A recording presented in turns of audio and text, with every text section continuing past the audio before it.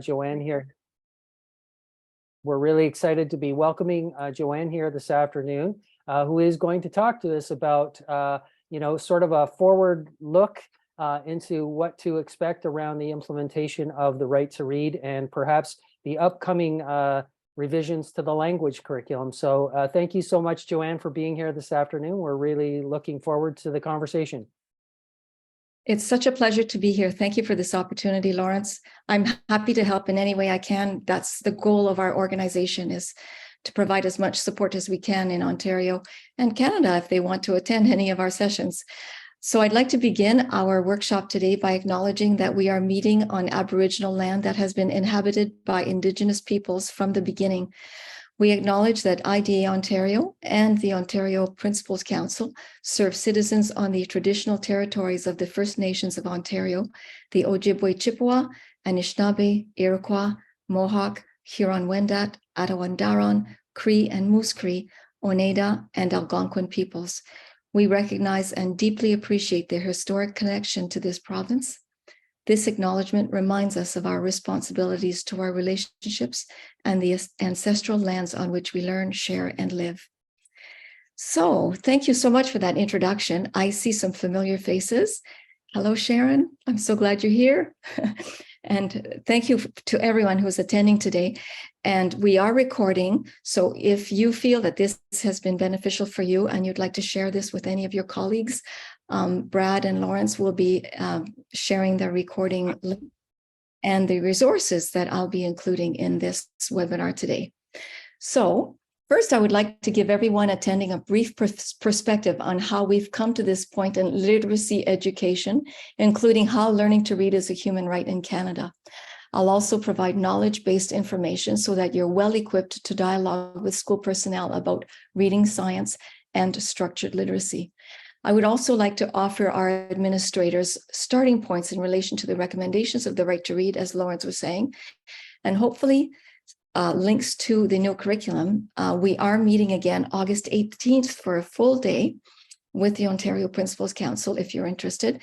That day will provide more opportunity for a deeper dive into organizing a school into the science of reading, because that is what is going to be encouraged by the new curriculum, and that is what the mandate is with the Ontario Human Rights Commission's Right to Read report. So without further ado, I will continue. There we go. My slides aren't moving. Oh, there we go. They moved too fast this time. Here we go. Okay. Here we go. So to begin, here's a brief history. In 2012, there was a legal decision made in British Columbia called the Moore decision. It confirmed the human rights laws in Canada protect the right of all students to an equal opportunity to learn to read. The decision was lauded as a significant victory for students with disabilities, particularly students with reading disabilities. Many hoped that it would act as a catalyst for systemic change in Ontario. That didn't quite happen. And in 2019, 7 years later, the Ontario Human Rights Commission launched its public inquiry into the right to read after hearing widespread complaints about the inability to access effective reading instruction in Ontario schools. At the time, Chief Commissioner Renu Mandane, stated that, and I'm quoting, "Reading is the foundation for success in school, work, and a life. Learning to read is not a privilege, it is a human right. This inquiry aims to assess whether school boards use evidence-based approaches to meet their human rights obligations." That is to teach kids to read. So our goal is to have everyone taught to read using an approach based on reading science or peer-reviewed research. And I'm able to provide you with the information you need for that today. As administrators, we have tools to offer you. And as teachers, we also have tools to gain background information on how you teach kids to read. So I will continue. As a matter of context, I would like to show you that Ontario is not the only place where this change in literacy education is happening. New Brunswick has a new curriculum, and wherever you see green is a link. And I've provided links to the New Brunswick curriculum, the Alberta curriculum, the New South Wales curriculum in Australia, and the United Kingdom curriculum. Here in the United States, there has been legislation in all of the states that has to do with dyslexia. Every state has a state education agency. And as you can see, all of the states have legislation, and these light blue states have screening legislation, and these other blue states have pre-service requirements for teachers. These states, the blue ones, have in-service requirements for teachers, and these states, the light blue states, have intervention requirements for schools, and these gray states have legislation for all of these. So it's not just Ontario that has been suffering from graduates, 30% of graduates coming out of schools not having the appropriate reading skills to succeed in all of the domains of society, choosing a career, living a competent life, reading, dealing with life. So what we want is to build graduates who will be able to make the career choices they would like because they have the literacy skills that we can provide to them. So what did the Ontario Human Rights Commission do? It audited a representative sample of school boards, 8 of them. It audited all of the 13 faculties of education in Ontario. It surveyed thousands of parents and educators. It consulted with experts across Ontario, Canada, and internationally, experts on reading science. And the Human Rights Commission held public hearings and community meetings and private interviews to obtain the information they obtained. The extended version of the report is over 500 pages, but there is a nice executive summary that's more easy to handle in terms of the breadth and depth. And it's a great summary. I'd like to show you, this is Emily Moorhead. She testified at one of the hearings, stating that she could not, as a really competent teacher, she could not teach her child to read because he had reading challenges. And she felt, as a teacher, that she should have the skills to be able to teach her child to read, and she didn't have them. It was quite frustrating. And this is one of the revelations that came about from the Human Rights Inquiry. And it's that teachers, we still have a lot of people coming in, and that's interfering with my reading my slide. I'm just going to go with my other view on my other screen here. Here we go. Teachers are not given sufficient education and support. Currently, Ontario teachers are required to deliver a curriculum that is inconsistent with science-based core curriculum that meets the right to read. So I'm not here to say teachers are incompetent. I'm here to say I have never met a teacher who doesn't want to do the best job he or she can to teach kids to read. Unfortunately, teachers' colleges have not been able to provide the training for this because they're basing themselves on a curriculum that is based on whole language and balanced literacy.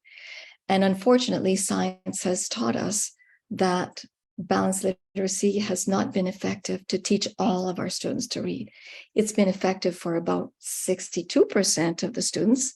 And we got that data from Freedom of Information requests that we made to EQAO. I will give you more detail about that. But we can teach 95% of our students to read well and have only less than 5% of students struggle and require tier 3 intervention. So I'll go into more detail about this as I go on. Trying to get my slide to go. Here we go. There is conflicting information out there. The Pisa reports show that Canadian students are reading super well. And we have articles written. This is from the Education Reporter, Canadian high school students among top performers in reading according to international ranking. But then we have the Human Rights Commission saying that Ontario is systematically failing students with reading disabilities and many other students. I should point out that they really went deeply into the research. They delayed their publication of the report by almost a whole year because they really needed to go into the curriculum, the teachers' colleges, into the research in order to show why it is that they did what they did and provide the recommendations that they did.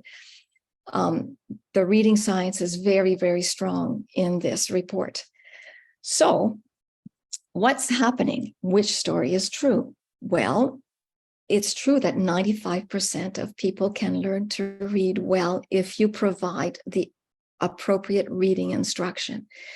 And this here is a green link. It will link you to the research that shows this, all right? And we, as I said, freedom of information requests, we hired a statistician and we worked really hard analyzing the data from EQAO in order to see that since 2005, EQAO reading scores have steadily increased. However, they've increased the use of assistive technology to have it read for the students and have students dictate so that they didn't write. 18% of students did this in 2019 during the testing. So 18% of students did this. I'm sorry, I'm repeating myself. 38% of students in grade 3 did not meet the provincial standard, completing the EQAO testing independently. 38% of our students. That's high. And it doesn't have to be this high. It could be less than 5% if we begin at appropriate reading instruction in kindergarten. So I'll give you more detail about this. So this 38% is represented here in our slide. I have to minimize there you go, the participants so that I could see my slide more accurately. As you can see, the yellow and black stripes are representative of the increased number of students using technology to do the EQAO testing. So if you add this last column up in 2019, 38% of students, or only 62% of students were able to complete EQAO and achieve a level 3 independently. So 38% of students did not. That's quite significant.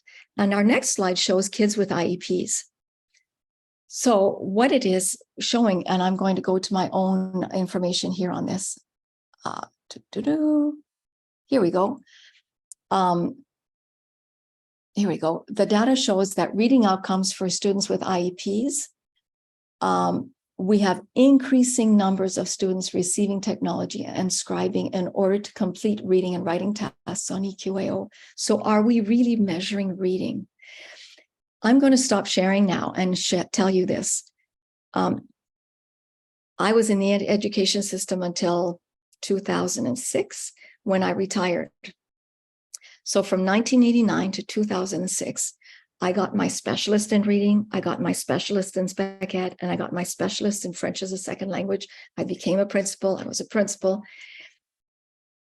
In all that teaching career and school career, I learned that if I was told, and I believed, that kids who struggled to read couldn't learn to read, and therefore we were to give them technology.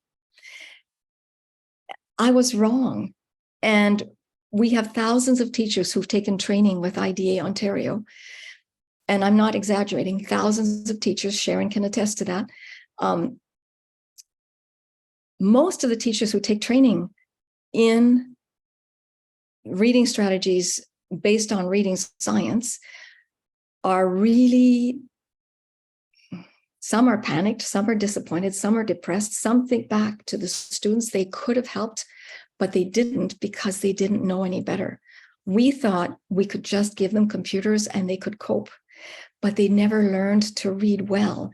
And these kids are relegated to poverty, limited career choices, often not graduating from university much less, I'm so sorry, not often graduating from college, never university, and several times, I would say a great majority of the kids who don't graduate from high school are very poor readers. It's just a predictor.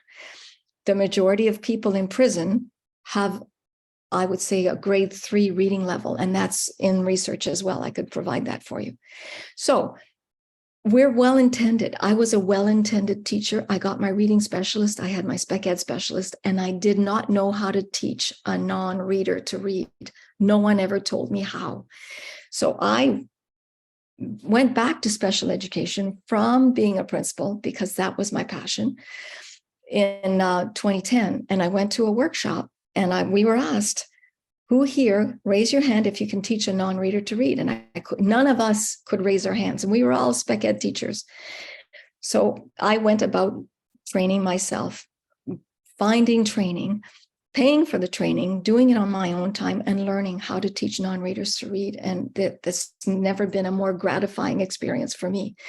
We all have our passions, and that is mine. So I want to go back to our PowerPoint because I just want to say this is not about teachers who don't want to teach reading well. It's about teachers who've never learned how and who've never received the training. And we are changing that now with the recommendations of the Right to Read and with the new curriculum that's coming out. So PISA scores. How come we have nice PISA scores? And PISA, I should tell you, it stands for Program for International School Assessment. The reason our PISA scores are so good is that 22% of our students, they're not being recorded in the results. They're absent or not completing enough questions or not taking the test at all. In other countries, that's not allowed. All of the students are forced to take these PISA tests, or a very, very small minority is allowed to not take it. I would assume students with severe disabilities. But this is why our scores are good. It's because 22% of our students aren't being recorded in those results. All right, so a little more detail. 33% of the students who completed the 2018 PISA assessment recorded a level 2 or below. And this is reflected here in this data. 13% of Ontario grade 10 students who completed the PISA assessment scored below a grade 3-4 reading ability. And then 33% of Ontario grade 10 students who completed it scored or were working up below grade 7-8 level. So our PISA scores aren't that good. Now, so multiple sources of evidence suggest that approximately 1 in 3 Ontario students are not reading at grade level. So if you would like more information on where we obtain this data, I would be happy to provide it. If Lawrence wants to give my email address in the chat, I would be happy to interact with anyone who would like more information on that.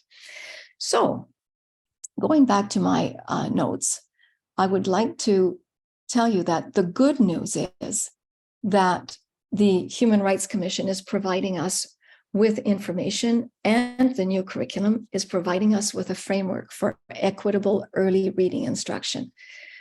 First, science-based curriculum and classroom instruction. Second, early universal screening to identify students at risk for developing reading difficulties. And third, targeted intervention for all students identified through screening. So I'm going to have a lot more detail about screening in a few minutes. I'd like to show you a positive experience that happened in North Vancouver. This study happened in 2003. Linda Siegel and her colleague, Dr. Lasso, conducted a study where they intervened with kindergarten students. They did early screening with these kids, and at the time, 23.8% of the students displayed at-risk behaviors for reading.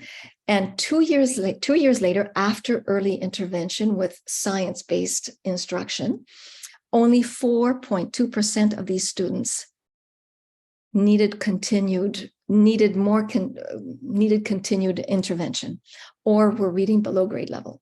That's amazing. And that is what the research is showing in many instances. If you go to number 880 in the Right to Read report in the references, you'll find more studies that show this. Now, this is for English first language students, and for English language learners, the impact is even greater. 37% of the kids in kindergarten showed risk behaviors in reading, but then by the time they were in grade 2, after 2 years of intervention with reading instruction reflecting reading science, only 3.7% of the kids were reading below grade level. This is not impossible. This is totally doable, and happily so.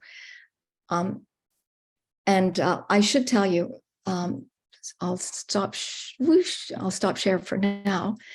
I am offering at the end of this webinar a whole list of webinars and resources where you can see teachers using structured literacy in kindergarten, providing lesson plans and resources, using structured literacy in grade 1 and primary grades, and using structured literacy more in JK and SK with Emily Moorhead, her lesson plan template, her resources.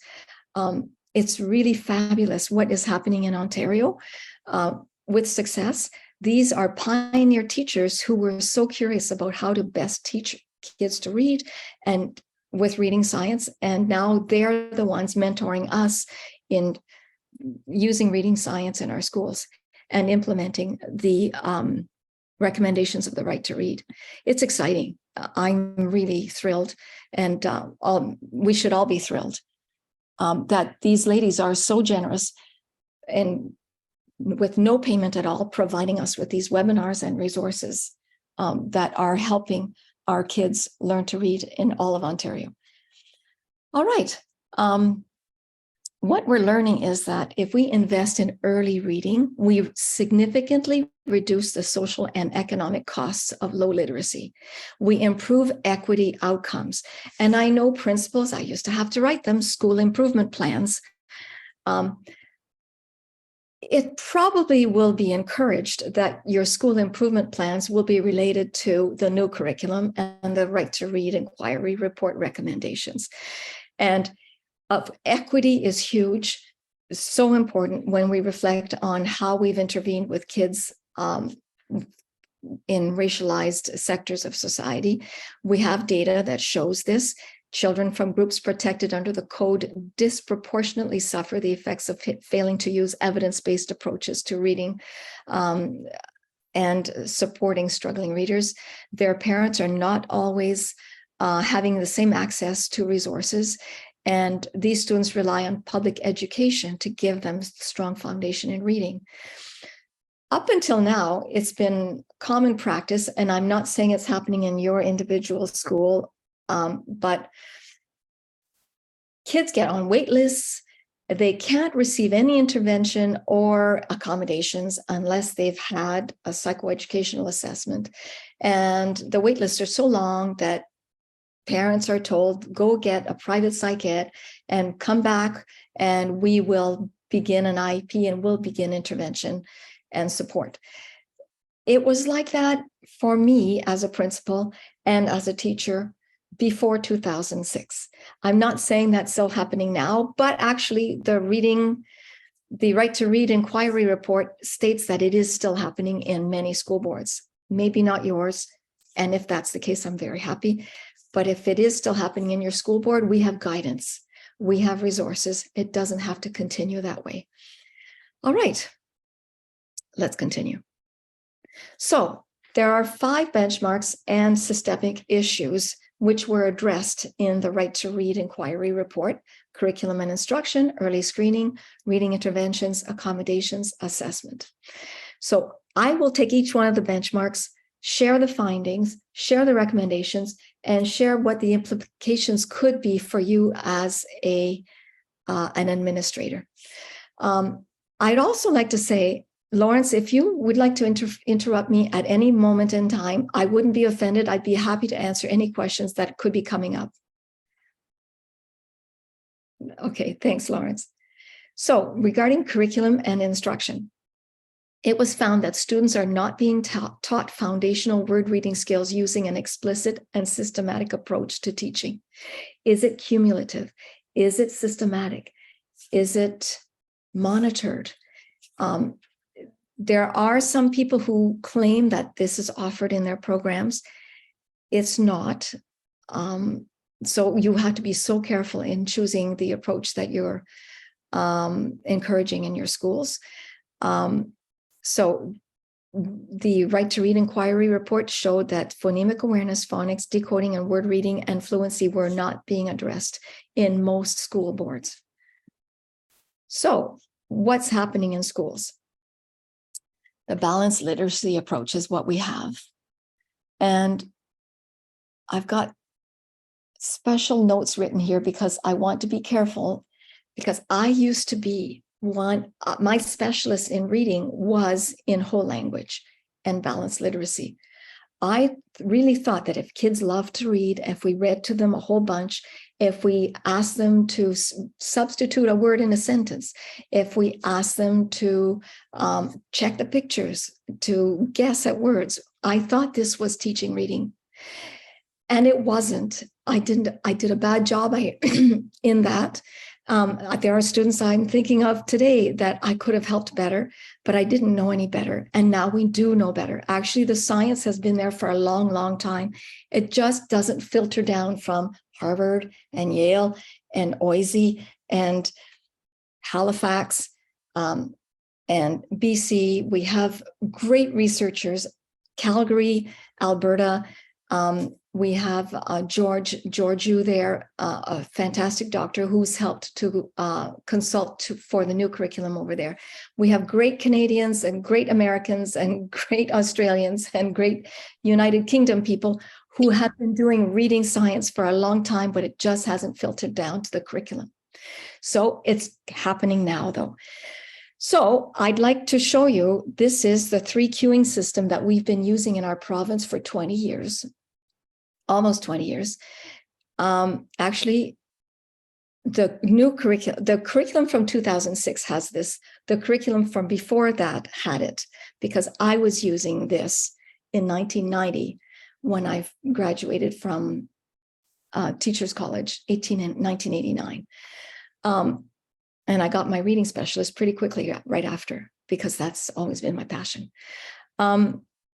So there's research here that demonstrates that this teaching guessing is what we do with poor readers. Poor readers do that.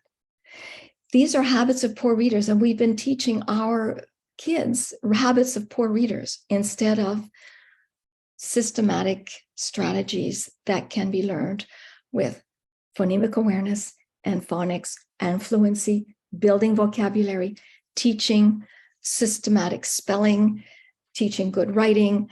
These are the components of structured literacy. So if you need to work with teachers to have them understand why balanced literacy is really harmful in teaching kids to read, there's research here, Tunmer and more research. So curriculum instruction, and back to this slide. Also, at the end of this presentation, there's an article written by Perry Klein where he addresses this issue in an article that he has published recently. Perry Klein is from Western University here in London. So, findings in curriculum and instruction. Teachers must have sufficient and ongoing professional development to deliver a high-quality, science-based Tier 1 core curriculum as designed.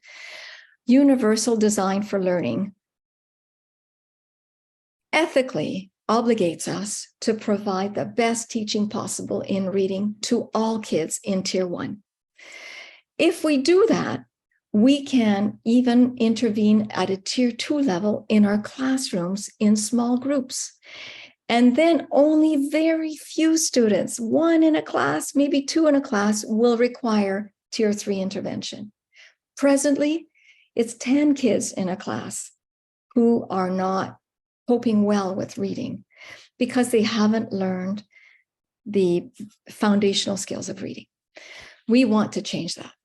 The American Federation of Teachers is a union of education professionals, and they have recognized the importance of preparing teachers to deliver science-based reading instruction for both student outcomes and to empower teachers and support their professionalism and autonomy.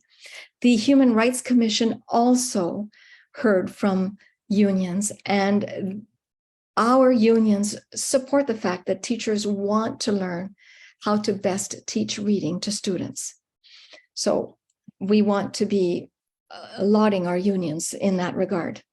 So what is the science of reading? It's a body of scientific research that has studied how reading skills develop and how to ensure the highest degree of success in teaching all children to read.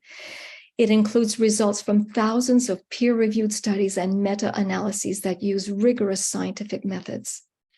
It includes expertise from many fields, including education, special education, developmental psychology, educational psychology, cognitive science, and more. It's also known as reading science, research-based, evidence-based, science-based, and structured literacy. And the Human Rights Inquiry report also shows the interchangeability of these terms, and that's okay. The goal of reading, of course, is comprehension, and this is called the simple view of reading. By the way, my speaker notes are also being given with this PowerPoint so that principals, if they want to give this presentation to staff, if they want some of their staff to help them in giving these presentations, if you have division leaders who are working with teachers who are cognizant of reading science, if you want to use these tools in your schools, you're welcome to them. That's our goal, is to help as many kids as we can learn to read, and that means giving our stuff away, and we do. All right, so here's the simple view of reading. Decoding and language comprehension equal reading comprehension. So far in balanced literacy, we've done a great job of language comprehension, but we've neglected systematic instruction of decoding and fluency and vocabulary instruction and systematic spelling. So there are 6 elements of structured literacy. We have phonemic awareness, phonics, we have building vocabulary, fluency, comprehension, and writing and spelling. These are necessary for kids to maximize their comprehension in reading and spelling. And I'm not saying I'm not saying you should throw out the balanced literacy readers. They're good for reading to students, for building story sense, for showing beautiful illustrations that go with stories. We shouldn't throw them out, but those shouldn't be the readers kids are introduced to reading with. Decodable readers are what we should be using to begin. And now there are lists and lists of decodable readers on our website. If you Google them, they're coming out with more and more decodable readers in French and English now. It's an exciting time in literacy. And once kids get their foundational skills in reading, then we can have them read these cute balanced literacy readers that we have in our kits. But first, they must learn to decode systematically from short vowels, V-E words, multisyllabic words with short vowels, and then multisyllabic words with long vowels and short vowels and vowel consonant E. It's a gradual progression with scopes and sequences. Different approaches have a different scope and sequence. What the research is saying is, as long as you have a scope and sequence, as long as you've had early screening, if you follow carefully and progress monitor according to the needs of your students, you will succeed in teaching kids to read well. So all that to explain the simple view of reading. We also have the reading rope, which is a little more detailed than the simple view of reading. And I'm going to go to my own notes on this. Here we go. The word recognition strand right here with the includes decoding, sight recognition, and phonological awareness. For some of you, sight recognition might be related to sight words. There's a new definition of sight words now. Any word that a child can recognize quickly is a sight word. Heart words, if you look up heart words in Reading Rockets, yes, I think it's Reading Rockets. It's a fantastic website for school teachers and principals about teaching reading. They have heart words, and they teach us how to teach heart words. And that's lovely. Usually these heart words don't follow the phonics rules as well as regular words would. For example, the word was, if it followed the rules, it would be W-U-Z, was, but it's written W-A-S. And sometimes the S can have a Z sound, but it's usually before an E, a silent E, like the word wise or the word fuse. Anyway, but the S can have a Z sound. So what we teach students with these heart words is they're mostly phonetically regular. They do follow the rules, except for one of the sounds in the word. Usually, sometimes two of the letters aren't representative of the sounds they should be making, but anyway, there are really great ways of teaching kids these irregular words. And language comprehension in the second half of the rope: vocabulary knowledge, background knowledge, language structures, literacy knowledge, and verbal reasoning. Together, that makes for skilled reading and the best reading comprehension. So this is Hollis Scarborough, who created the reading rope in 2001.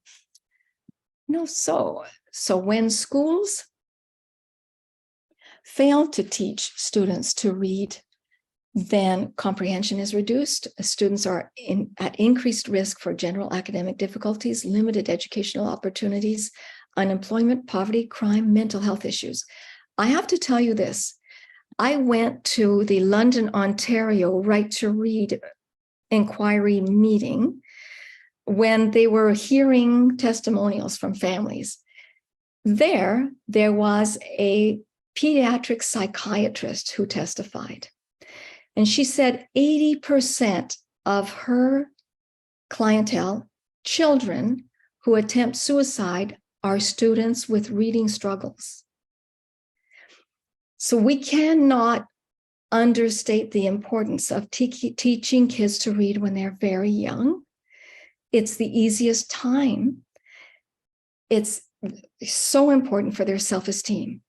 If we wait till grade 3, when they have a psych ed, or grade 4, before we start helping them to learn to read, they've been told that they're reading failures for 5 years. JK, SK, 1, 2, and 3. Imagine being told every day that you're a reading failure, or feeling that you are because everyone around you can read, but you can't. That is the psychology behind non-reading, struggling with reading. I suspected that, but I had never really heard it that bluntly as when I heard it from that pediatric psychiatrist that day in London during the hearings for the Right to Read inquiry. So important that we teach our kids to read very young, that we do early screening and early intervention. So back to the PowerPoint. Here we go. So comprehension is important. We've been very good at teaching textual comprehension, but did you know that teaching vocabulary before we introduce a text or as we introduce a text is very important? Teaching kids to distinguish types of sentences and to study syntax is very important for comprehension, because little words like yet, furthermore, or despite will change the meaning of a sentence. But certain children don't get that. They need to be taught explicitly about syntax with sentences. Construction of knowledge is very important. So I've given you here a 2019 research paper that Una Malcolm has given us today so that we can understand how to best teach comprehension. We're hoping that this will be reflected in the new curriculum. So recommendations. The Human Rights Commission recommended that the Ministry of Education work with external experts to revise the kindergarten program, the language arts curriculum, and related instructional guides to remove the use of 3 cueing systems for word reading. And we want all curriculum to require mandatory, explicit, systematic, and direct instruction in foundational word reading skills in tiers 1, 2, and 3, recommendations 27 to 30. So the recommendations also state that there should be in-service teacher professional learning, and that teacher education programs address the importance of word reading accuracy and efficiency for reading comprehension, and that they demonstrate how accurate and efficient word reading develops, and that they show how to teach foundational word reading and spelling skills in the classroom in order to promote the importance of teaching foundational word reading skills to promote equality among all students. The OHRC further recommends that teacher education programs better equip teachers who are qualified to teach kindergarten to grade 6 to deliver the critical components of word reading instruction. So, the Ontario kindergarten program. There's this debate because kindergarten is optional. But is it optional for a teacher teaching kindergarten to choose? Should a teacher choose to teach foundational skills in reading, or should a teacher choose to continue play-based learning entirely without teaching foundational skills? Well, what we'd like to tell you is that it's possible to continue play-based learning and teach foundational skills in reading in kindergarten. And this was demonstrated, I'll go over here, to Kate Wynn's. Kate Wynn, we had 2,200 teachers signing up August 4th of last summer. 2,200 teachers attended this webinar. It was free. Kate Wynn gave it, and she demonstrated how she made 5 key changes in her play-based kindergarten that made all her students become readers. 5 changes in her classroom. And these changes reflect these recommendations of the Right to Read report. So it's possible to teach early reading in kindergarten. It's actually essential for reading success because kindergarten, grade 1 and grade 2 is when most reading instruction should be happening with phonemic awareness and phonics, early spelling skills. So we're in the benchmark of early screening. Now, I'd like to ask Lawrence. Lawrence, how are the questions? Anything right now? I don't see any questions in the chat box right now. Wonderful. Okay. I'm open if anyone would like to ask. Early screening is the second benchmark. And here, what was found by the Human Rights Commission is that Ontario does not currently have universal evidence-based early screening to identify at-risk students. We have a member in our audience today who coordinated early screening with hundreds and hundreds of students in her school board using the DIBBLES, which is a free early screening tool. And they were able to identify at-risk students and begin early intervention with their students in Ottawa. And I laud you for all your efforts. I won't name you because I'm not sure you want to be named, but we're really happy you're here today. And if at some point this person would like to share her knowledge and resources, I think she would, because she's a volunteer for IDA Ontario as well. We can connect you if you have questions about this. This current approach for early screening in Ontario is inconsistent, ad hoc, and relies mostly on non-evidence-based reading assessments. Many at-risk students are not being identified in a timely fashion, nor are they receiving early intervention or any at all. When can we screen? Well, screening can begin in JK. And because kindergartens are combined now, it can happen for JK and SK students. And we have a research here that shows this in this link. So what's recommended? It's recommended that the Ministry of Education mandate and standardize evidence-based screening of foundational skills, focusing on word reading accuracy and fluency in grades K to 2. Stephen Lecce made that announcement several months ago. It's being mandated, and it will become, it's obligated or obligatory starting in September. And there will be training provided. There are stakeholders who are preparing training at this moment, and there will be available resources for schools and principals and teachers in August. So we will be able to begin this journey of early screening and early intervention in September.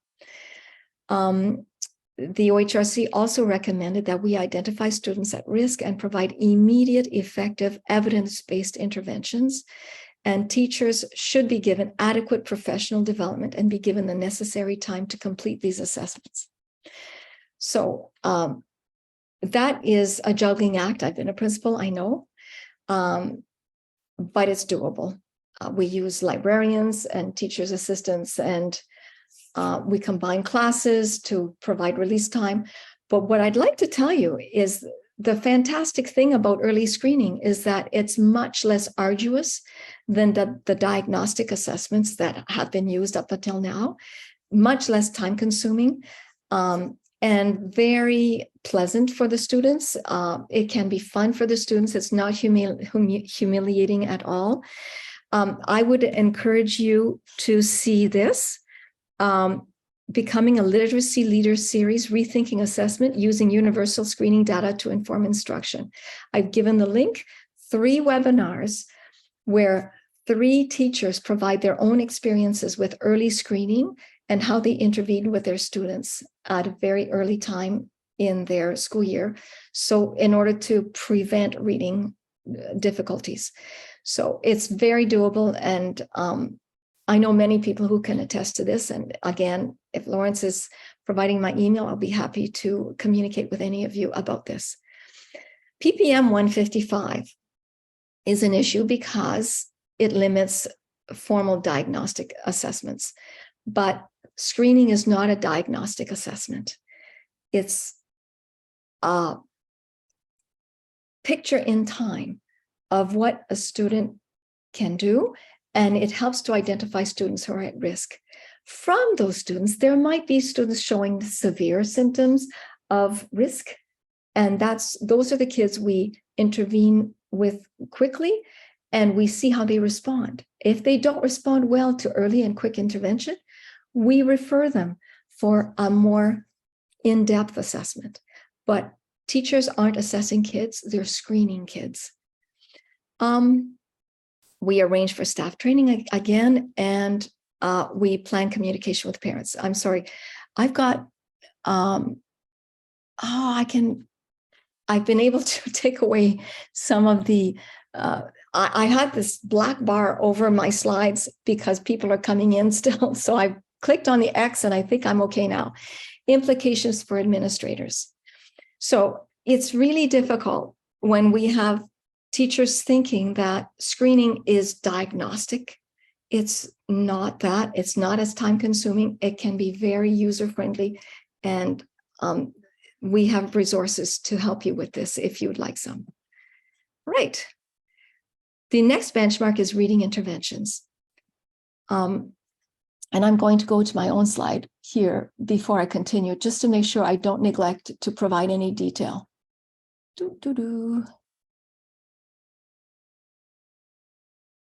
Here we go. Okay. So what they found with reading interventions at the OHRC was that intervention is most effective when delivered in kindergarten and grade 1. Broken record, but that is the truth, and that's in the research. Yet in Ontario, the most effective interventions are only available, if at all, after grade 3 or much later. It's a big problem. And maybe that's not happening in your schools anymore. And if that's the case, fantastic. But in their analyses of 8 school boards and the surveys of parents and teachers and professionals in schools, it was revealed that intervention wasn't being given until grade 3 or much later. Many more students need reading interventions because classroom instruction in word reading is not based on reading science.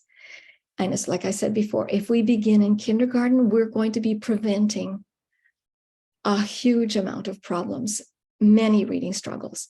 Instead of having 38% of our students not reading at grade level, we'll have less than 5% of our students not reading at grade level. The need for reading interventions exceeds available spots at the moment, but that can change. We can prevent this. So, Dr. Stephanie Stoller gave a workshop for IDA Ontario on January 20th called the Multi-Tiered System of Support. And she showed how you can organize a school so that we're intervening at the tier 1, tier 2, and tier 3 level with students. All students are remaining on track because they're receiving timely intervention at each tier, because teachers are helping each other with each other's students. And our Una Malcolm, who actually will be our new IDA Ontario president as of June 5th, she created a study guide for us for this full-day workshop that Stephanie Stoller gave. I'll give you more detail about this as I go on. So it's recommended that we remove the inappropriate eligibility criteria for interventions, such as requiring a learning disability diagnosis or that a student not have a coexisting disability. Kids need to be given intervention when they need it, as soon as possible, as early as possible. When a child is in kindergarten or grade 1, it takes 5 months to remediate reading. When a child is in grade 3 or grade 4, it takes 2 years, 3 years to remediate reading if we can. It will always be a struggle if you start at that age. We must start early. To ensure equitable access, any students who meet the criteria should receive interventions.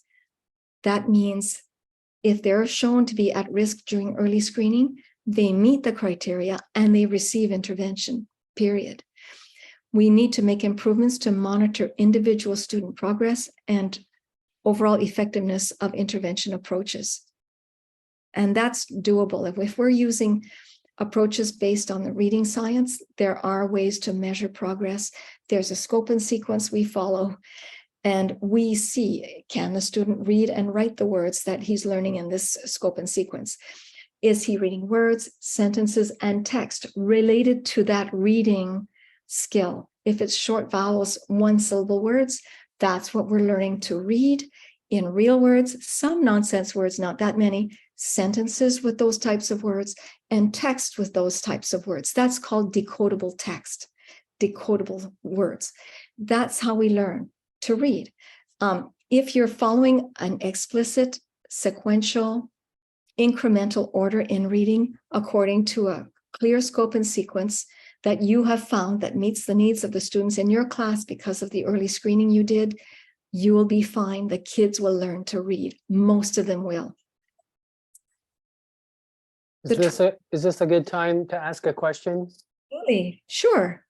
So there's a couple of questions that have kind of popped up in the chat, and some of these you may have actually already kind of addressed these, but I'll ask them anyway in case you want to expand. So one of the questions was mandatory screening K-2 in the fall as per the ministry memo. Are they going to mandate Acadians or Dibbles, or will boards have to choose from an approved list? We hope there'll be an approved list. I don't see them mandating one certain product in schools. I don't see that happening. That's not the feeling we've been getting at IDA Ontario. So I think we will be having a choice among tools. I think we will. Is that okay? Yeah, that's great. And another question asking about decodable texts. Do you have some recommendations for where to go to find them? Okay. Totally. I can show you right now because I know it's a popular question. If you go to, I'll go to a new share. I'm already in Google, so I'm going to just open IDA Ontario. There we go, idaontario.com. You go to idaontario.com and you go to resources and you go to structured literacy resources. And I'm trusting everyone can see. And here we have decodable books. And click here to learn more about decodable books. Here we go. And we have a list of companies that publish decodable books right here. Right? And we have them in French as well below. Okay. So this is where you can find decodable books. There's a Canadian company called Silisense that is providing really good ones. I really like going here. If you Flyleaf Publishing has free ebook library. They're decodables. And many schools have Flyleaf, but they didn't buy the teacher's manuals that go with them. It's important to have the teacher's manuals so you do a good job and not use a 3 queuing system with these decodable books. And it's not teachers' fault. They don't know what they don't know. So we need to provide the teacher manuals to go with the Flyleaf books. And so here, I do this with some of my students after I've taught them certain concepts, like the short vowel in 1-syllable words. I will go here. These are consonant vowel constant words or vowel constant words. These are the short vowel words. And we go into the book. There's even homework, free homework. Okay. But, teachers can use these. We go to Teachers Pay Teachers a lot, and there are many good resources in Teachers Pay Teachers, but these are free. All right. So I've gone into these books and my students have read them with me, and they're fantastic. And we can expand on vocabulary. There's Sam, there's Am. This is the very beginning. This is kindergarten. Cam. I am Cam. I am Sam. So am I answering your question? Okay.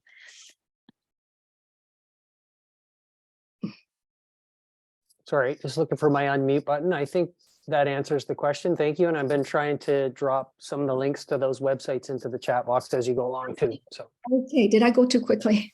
No, we're good for now, I think. All right. Good. I'd be happy to continue to help in any way I can. All right. So the tragedy here is that most reading failure is unnecessary. Dr. Louisa Moats, if you could read Reading as Rocket Science, is fantastic.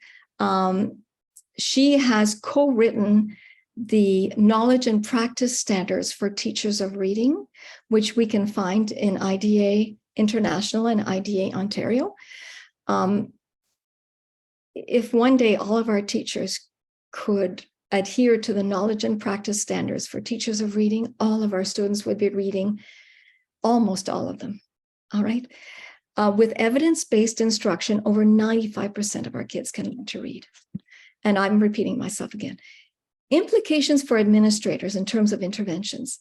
We need to create a clear structure for RTI or MTSS in our schools.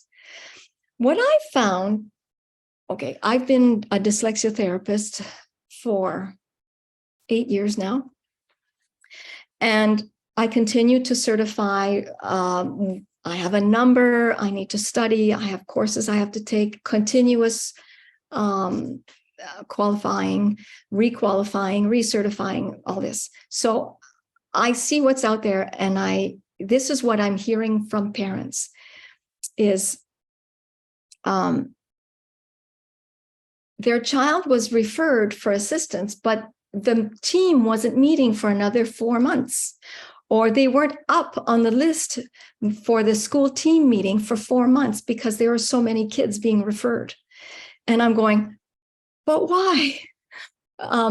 What's wrong with our system where we have to wait 4 months for a child to be brought up to team to be discussed? So could we make that more efficient? And of course, it will become more efficient when we do early screening and when we do early intervention. But what about the kids in grade 4 who still have not received intervention, who are still on wait lists to be seen? I'm sure it's frustrating for administrators and teachers. I'm sure it is, because we feel helpless in the face of these kids who are getting depressed and anxious, stomach aches, behavior problems, don't want to come to school, right? These kids suffer. They really suffer. I hosted a webinar recently. I couldn't record it for confidentiality purposes, but I had 3 students with dyslexia describe what they go through at school, with teachers making comments that they don't realize are quite hurtful, being singled out in a class for extra help when they don't want to be so visible as needing extra help. It's such a psychological issue, struggling with reading. And if we can intervene as early as possible, we can prevent all this. So,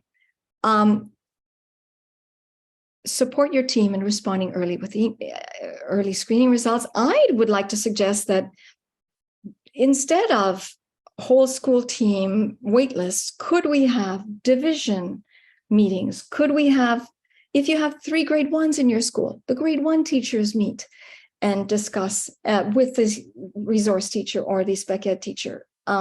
Could we reduce that so that we get a better picture of what's going on in the school more quickly, so that we can intervene more quickly? Again, the multi-tiered systems of support by Stephanie Stoller. I'm going to click on this because I want to show you where it is. And I'm going to stop this video because it starts with an advertisement. There it is. I'm trying to stop it. Okay.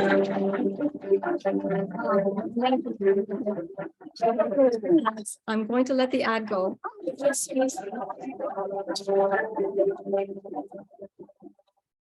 Here. All right. So Dr. Stephanie Stoller, workshop part 1 and workshop part 2. This is the guide This is the guide I was talking to you about, the viewing guide that you will be receiving to view this workshop. It's full day.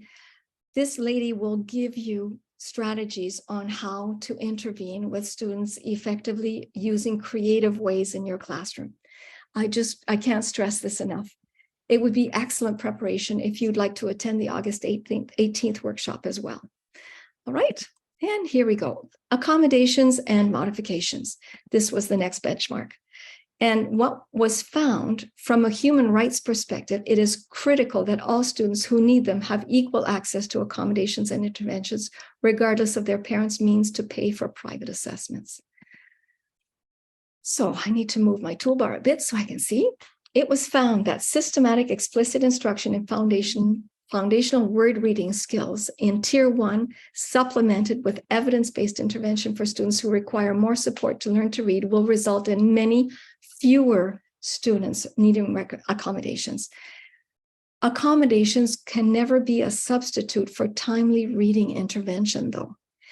So, or reading remediation. Now, here's what I've been seeing for over a decade. Well, actually, my entire teaching career was we would give computers, but we wouldn't give remediation in reading because we thought these kids, we should just aim for their developing their strengths.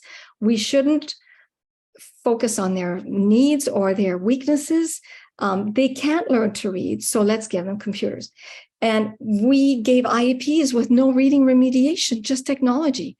And I'm thinking, now, how unjust this was for our kids, for my students. So kids can learn to read using the correct science, reading science-based strategies. I just can't stress that enough. IEPs need to have reading remediation. Does that mean that it has to be a modified IEP? Not at all. We can provide reading remediation in regular accommodated IEPs.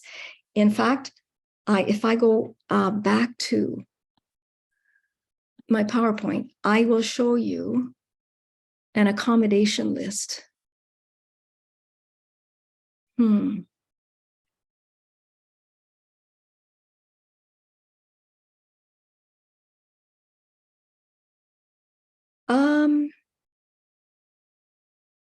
When I get to it, I'll show it to you. It talks about structured learning. That's structured literacy, but I'll go back to it. So modification. Back to, I want to finish this slide. Schools should provide accommodations without delay. It should be accommodations should be implemented consistently by all teachers. Now, these poor French teachers, core French and immersion teachers, when we have students who have IEPs, this happened to me. My first year teaching French as a second language, I was doing extended French. A parent stormed into my classroom because I had assigned homework and I hadn't been told that my student had an IEP, that student struggled immensely with reading. And I was assigning that student French reading for homework. And this parent, she stormed into my classroom saying, "How dare you," screaming in front of all my students. And I deserved that.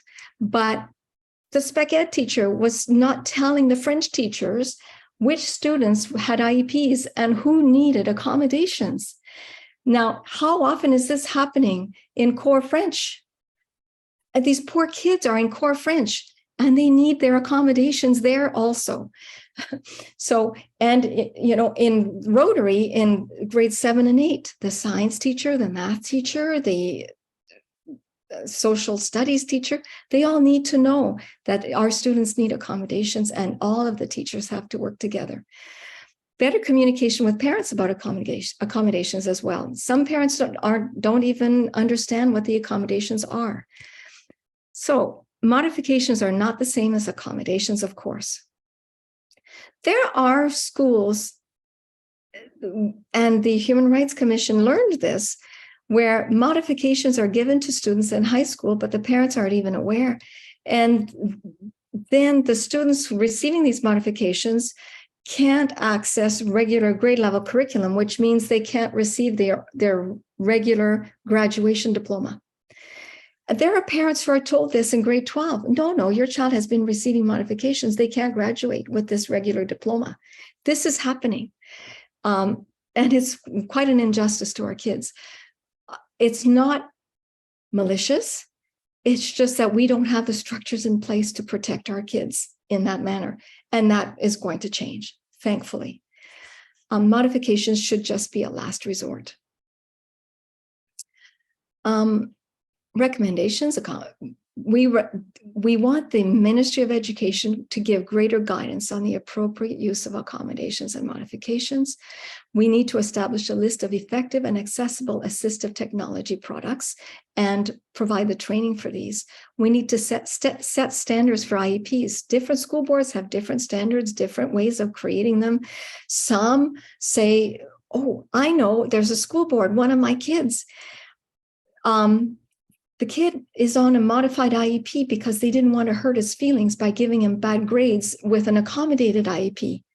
Well, no, we want the child to have accommodated IEPs with the right accommodations so they can access grade level curriculum with success. And we can help teachers and spec ed teachers provide this. This can happen. School board transparency and accountability around accommodations and modifications is very important. Teacher training is really important. So implications for, here's the list of accommodations that I was talking about. So implications for administrators. We have in Halifax this principal I was telling you about, who's going to be helping with the with the workshop on August 18th.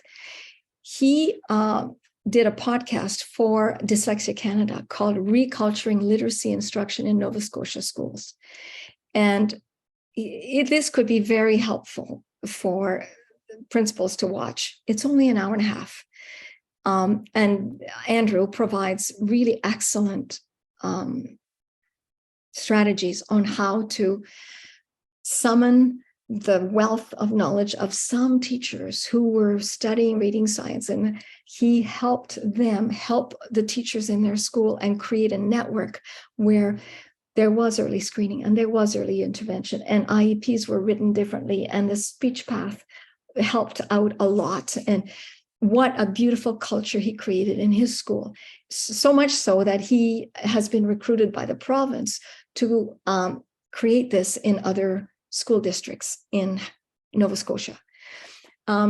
So schools, again, repeating, accommodations should be provided without delay, and accommodations should be implemented consistently by all teachers. There should be communication with parents. And here's this document that I love.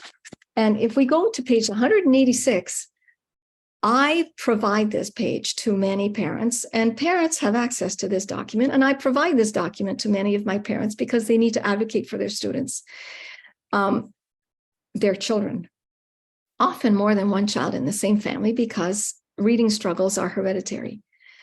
So if we go to page 186, and I know you must be aware of this document, of course. I love it because it's quite clear. And parents love it too, because it helps them understand how IEPRCs happen, how IEPs happen. But here's a lovely list of accommodations that I give parents. And I go through my students' IEPs with the parents, and I go, do you think your child could benefit from this or this or that or this or that? And we go over these. And they go back to the schools and they say, could my child please also have this accommodation? Could my child also please have this accommodation? We try to be realistic because we know teachers are run off their feet, that staffing is limited. But ultimately, learning to read is a right in Canada. And, and we have to try to accommodate our students that way. Sorry, I have to take a drink. Okay. Here, one of the ones, highly structured approach, is the one I really like here. Highly structured approach. Yes. If we are giving remediation in reading with a highly structured approach, we can still provide this accommodation. It doesn't have to be called a modified IEP. A modified IEP is when children are not working at the grade level. And it used to be 2 grades below, then you needed a modified IEP. Now it's same grade with technology to access grade level curriculum, but also provide remediation in reading with a highly structured approach. That's what we want for our students. And that can still be an accommodated IEP. All right. And it can happen in small groups in a tier 2 system in the classroom. Either the spec ed teacher comes in or the regular teacher provides that while her other students are in centers. And everybody's in centers, and he or she is working with in a tier 2 model with their small group, having had training, of course, with the spec ed teacher or with training with someone else in the school. Anyway, going back to our PowerPoint, and I should not have to clean up that scrub. No, I do. Okay, I'm going to clear that scribble to annotate, clear all. Here we go. And back to, now we're with the assessment benchmark. Time check, 5:15. We start at 4. Okay. Why is it that students need psychoeducational assessments in order to receive accommodations or to receive intervention? This has been a big question. So sorry. I clicked on something I shouldn't have. I'm trying to get my slide to move forward and it's not happening. Resume share. Here we go. Here we go. Okay. So the Human Rights Commission is against continuing this practice of needing a psychoeducational assessment before intervention is provided. It should never be required. School boards need to develop clear, transparent, written criteria. Psychoeducational assessments must never be required. Again, I'm repeating myself. Implications for administrators: early screening, early intervention, Meet with personnel and division leaders to review procedures. School team referral process is often slow and inefficient. Consider grade level or division meetings for quicker decision-making about tier 2 in-class individual and small group intervention. Systemic issues. Here we're looking at the Human Rights Commission saw that there was a lack of transparency and communication for families, and that parents often didn't know about their child's reading development, and there was a lack of effective dispute resolution. Very difficult. These are big systemic issues that are hard to deal with, and that school boards are going to be resolving with the Ministry of Education. I mean, I know that some of you are nodding your heads if you're still there because it's late. But the beauty of this whole situation today is that it's being recorded and you can continue to watch at your own pace. There's a lack of standardization in approaches. There's an urgent need for consistency and provision of clear guidance on how all boards and schools should approach the issues addressed in the inquiry. There's little data available, right? So we must set standards, use data, and provide better transparency. Professional development needs to be provided. Again, teachers are not given sufficient education and support, but we want to change that. Teacher education is going to be changed. Teachers' colleges are going to be experiencing some changes so that the beauty of the new curriculum is that that will be the basis for teacher education in teachers' colleges.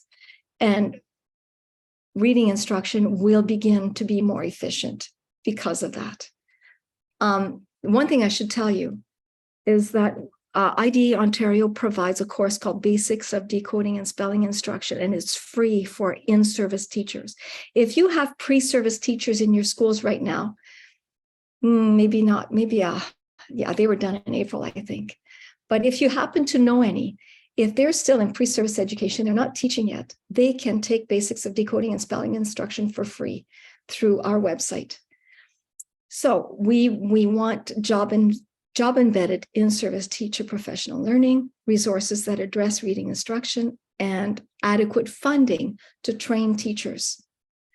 All right, so for administrators, we want transparency and communication with parents. We want to facilitate in-service teacher training. We want resources that address reading instruction. All right, so I just want to click on this Basics of Decoding and Spelling Instruction. Here it is. And it's free for student registration, and it's only $75 if teachers want to take this.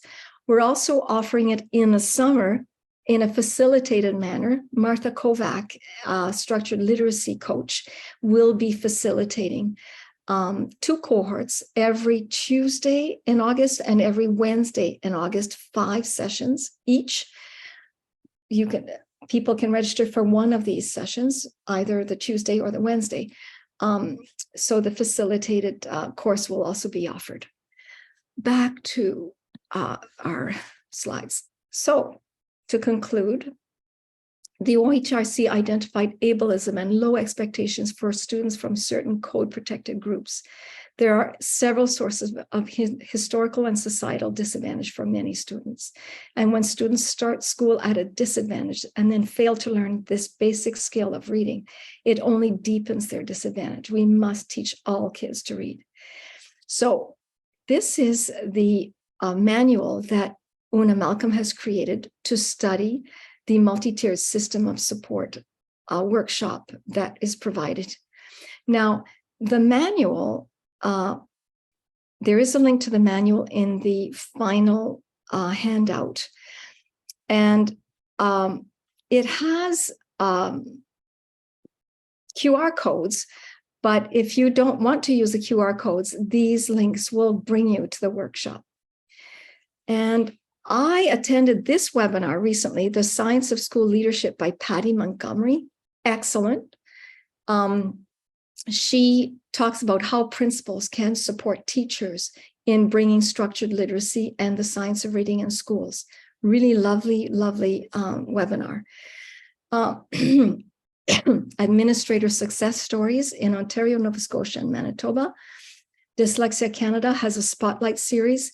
If I'm going to click here, our president, Alicia Smith, is now the executive director of Dyslexia Canada, and she is hitting it right out of the water in terms of providing webinars that are really helpful for teachers and school principals. Implementing the right to read in the Near North District School Board, defending your child's right to read for parents, reculturing literacy instruction in Nova Scotia, barriers, myths, and successes about dyslexia, implementing large-scale system change with Dr. George Georgiou of Alberta. I was telling you, the University of Alberta. Excellent. So I just can't applaud Alicia enough for what she's been doing at Dyslexia Canada.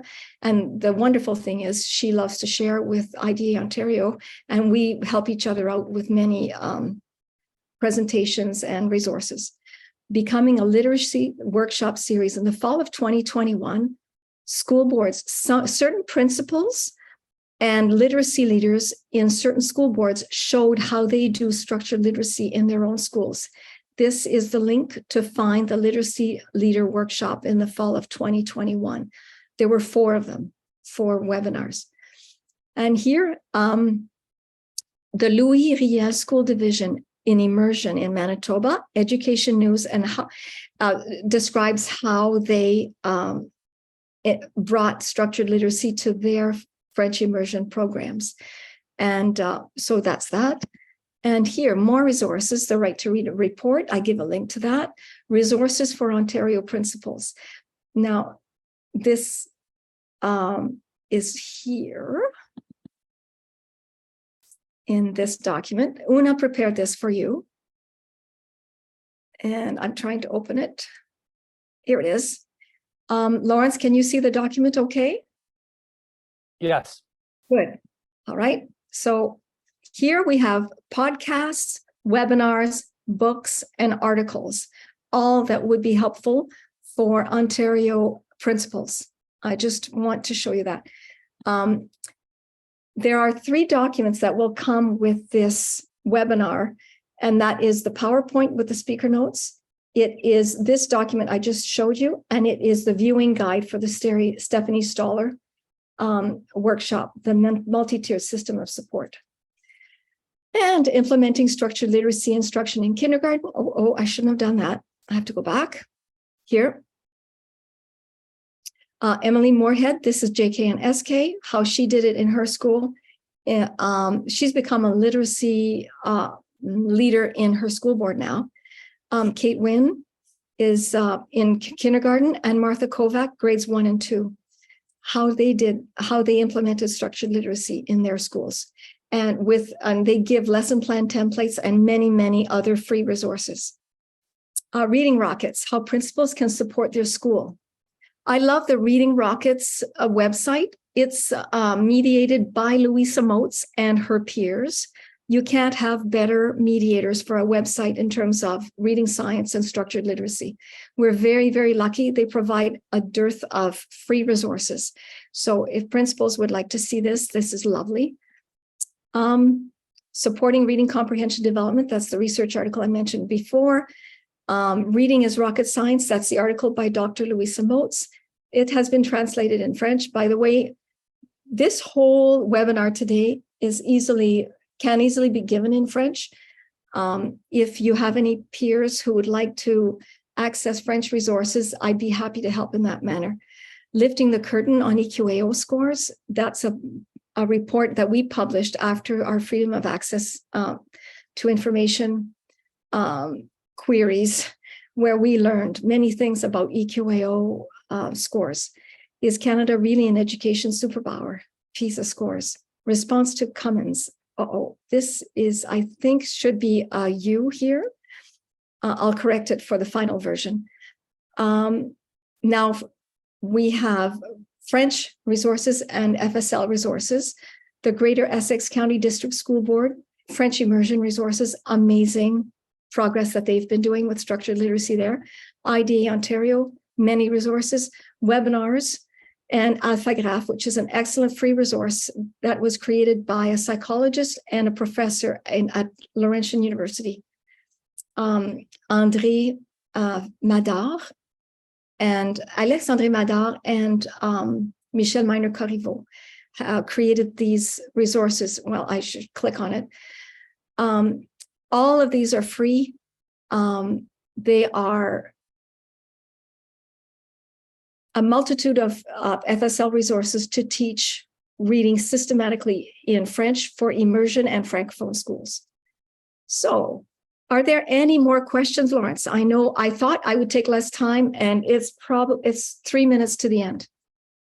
The only other, thank you. No, it's okay. Such a comprehensive overview of right to read, the need for structured literacy, and a tremendous set of resources that I'm sure will take folks some time to work through. There's so many. So thank you so much. The only other question I saw there was a question about the basics course that you said was free for teacher candidates, whether ECE students would be able to engage in that as well, or?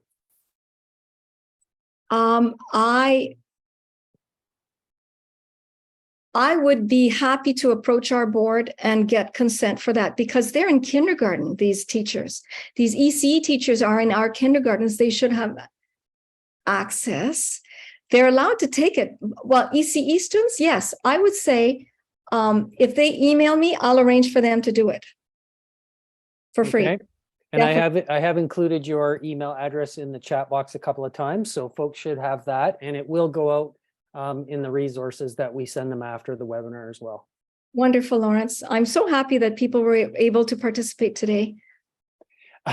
So the last question here says, do you have your crystal ball handy? Because it says, do you know when the new curriculum will actually be released? If you answer this accurately, there's going to be a prize, Joanne. No, it is a huge crystal ball that I don't want to break it by predicting. I have to they are working so hard at putting in the last minute improvements to reflect reading science. I am aware of how hard they are working to do it right. So we might not have it we should have it in June. We should have it in June. That's the goal.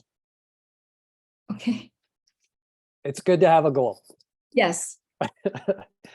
Okay, well, I want to, since we're right near the end of our time, I just, again, going to thank you for really such a amazing overview and a tremendous amount of resources that you've shared today. I'm sure that everyone who's attended and those who get the email afterwards will benefit greatly from your expertise and from everything that you've shared. So thank you so much for being with us today, Joanne. We really, really appreciate it. And I have dropped in the chat box, as has Brad, that the August session that we keep referring to, the registration is not live just yet, but should be there by the end of this week. And Brad will be sending out information to everybody who signed up for today's session. Plus, it'll show up in our bulletin as well as an opportunity for folks to register. So please check back on the OPC website or email me directly if you have questions. All right. So thanks everyone for spending some time with us this afternoon. I hope you found the session valuable. And as I said, please check back on the OPC website for other learning opportunities. And we'll see you next time. Have a great evening.